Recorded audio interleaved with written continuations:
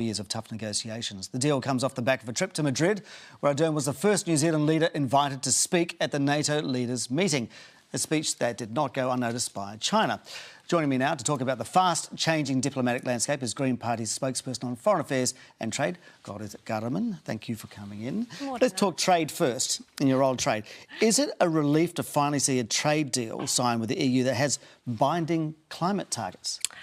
Oh, well, we haven't seen the text of the deal, and it hasn't been signed, but we have an agreement. It's a huge relief to see climate targets recognised in trade. We know that trade impacts our ability to meet those targets in every way. Yeah. You know, there'll be fisheries, there's dairy, there's all sorts of chapters in this deal, as in every free trade deal that impacts the climate. Sure, OK. So you just mentioned dairy and meat. They didn't get what they wanted. Is that a failure of this particular deal? We're hearing a lot from the meat side of the industries that they haven't gotten what they needed or wanted. We don't quite know what the agreement, again, looks like, but, I mean, from our perspective, yeah. The real win is that we have an understanding in this trade deal that everything is interconnected and our climate targets should be protected while we talk about dairy and meat. Right, OK, I understand that, but dairy and meat, obviously huge exporters, backbone or bedrock, as Damien O'Connor said, of our economy. Should they have pushed harder for concessions for them? I'm sure they pushed pretty hard. But from a green perspective, you wouldn't really want that because, you know, you want to see dairy reducing. What we would like to see is a recognition that New Zealand has a lot more to offer and that our economy, in fact, needs to transition to a sustainable economy. So the brain side of our economy, the digi side, the kind of number 8 wire stuff that New Zealand's really good at, could have a bit more focus and attention and take us into the next century. Rather than commodities. OK, yeah. let's talk diplomatic relations and NATO. The Prime Minister made a speech. She was critical of China's assertiveness. Is she moving us away from our largest trading partner? Well, New Zealand's always done best when we stand as an independent, principled voice on the world stage. My concern would be that with the war in Ukraine, we're kind of going backwards into those old Cold War allegiances rather than focusing on Asia-Pacific. OK. It's OK to have those connections with Europe. We have to have them. We have to have our connections with the US and the like, as well as China. But NATO is a military alliance. So we are really going back into that old world thinking. Old world thinking. Isn't that just the current world of thinking, but it just gets brushed over? I mean, we are Five Eyes members.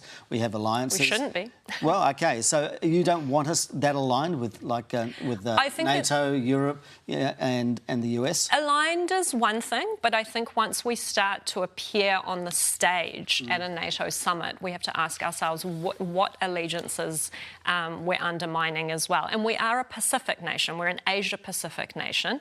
It's OK to be in contact with NATO because there is a war happening in Ukraine that impacts us. Yes. But there's a meeting happening with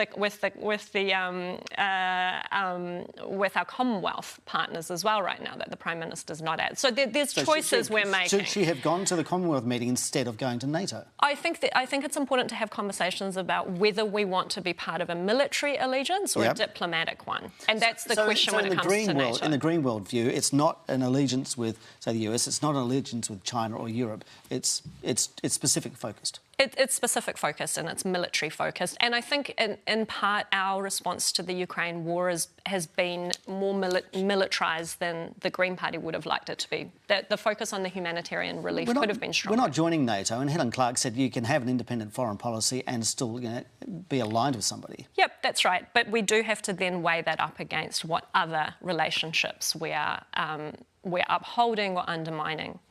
We're a small nation, just aligning ourselves with Pacific nations. Surely that just leaves us out in the cold when the big players are doing their thing. We can't just align ourselves with one or the other. I think it's about that maintenance of our independence. So NATO, again, is a military forum. We also have the United Nations. We have our ASEAN allegiances in our region. We have the Pacific forums here.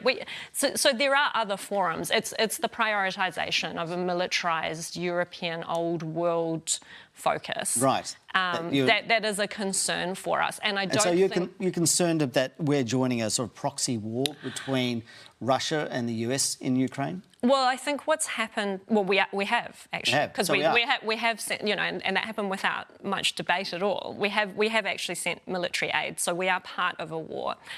We are supporting Ukraine's right to sovereignty. Yes, and we have to ask ourselves, how best do we do that? So there are millions displaced. Are we better to be working out those aid corridors as an independent state that can negotiate them? Or are we better to become part of a war effort that then means we don't have those access points? It's a value judgment that the government has made, but I think part of what we're talking about here is actually that fear of China becoming more prominent in our region. So that's the big elephant in the room. And whether we focus on empowering Pacific nations to be less dependent on aid by the big powers, right, or whether we take sides, is what's at stake. Goldie Gutterman from the Green Party, thank you so much for your time. Thank you. Right, up next, our political panel, Patrick